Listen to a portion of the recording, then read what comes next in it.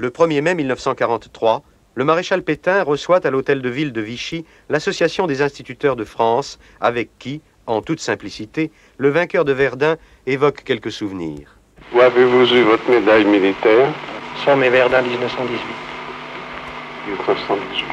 Là, nous avons été ensemble. Je vous ai vu, monsieur le maréchal. Après le discours du ministre du Travail, le chef de l'État s'adresse maintenant à tous les travailleurs de France. Je vais traiter la même question que le ministre du Travail, c'est-à-dire de la charte.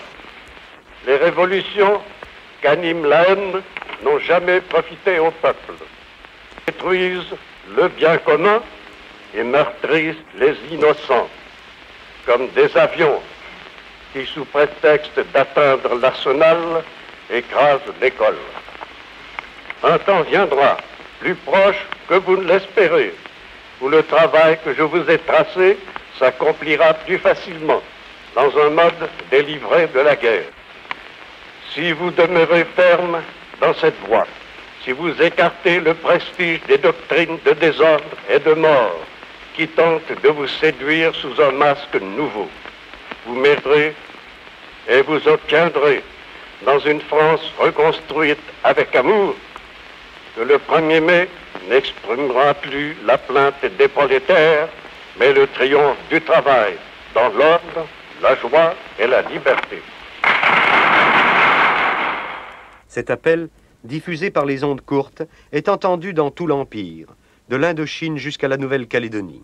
Depuis 3 ans, nous payons, vous et moi, les fautes de ceux qui nous ont précédés et de ceux qui nous ont menti. L'armistice a mis fin au combat.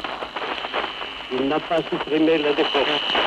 Il n'a pas terminé la guerre qui déchire le monde et qui pèse sur nous.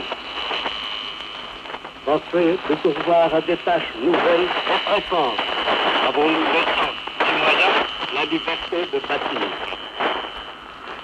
Mais l'histoire reconnaîtra que nous avons fait tout ce qui était possible pour protéger les ouvriers contre la misère présente et pour répartir l'inévitable épreuve selon la justice.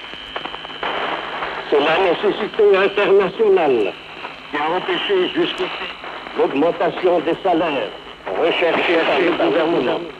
Mais c'est le gouvernement qui, par la taxation et le contrôle, lutte contre la hausse des prix des denrées.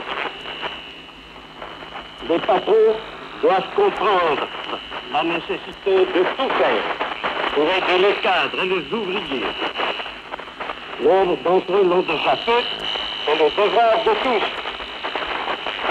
C'est l'immoralité générale qui fait le marché noir. Mais c'est le gouvernement, fidèle au principe du nouveau régime, qui donne par la loi aux travailleurs manuels, dans le rationnement nécessaire, plus de droits que le reste de la nation. Si le marché noir enrichit les producteurs, si la fraude rétablit le privilège de l'argent, c'est contre la volonté du gouvernement, contre les principes du nouveau régime. Cette fraude qui corrompt tout, cette fraude des petits et des grands, ressortit au triste héritage de l'ancienne faiblesse et des mauvaises mœurs qui nous ont perdus. Le gouvernement la pourchasse et la punit. Vous n'ignorez pas que se trouvent partout des complices.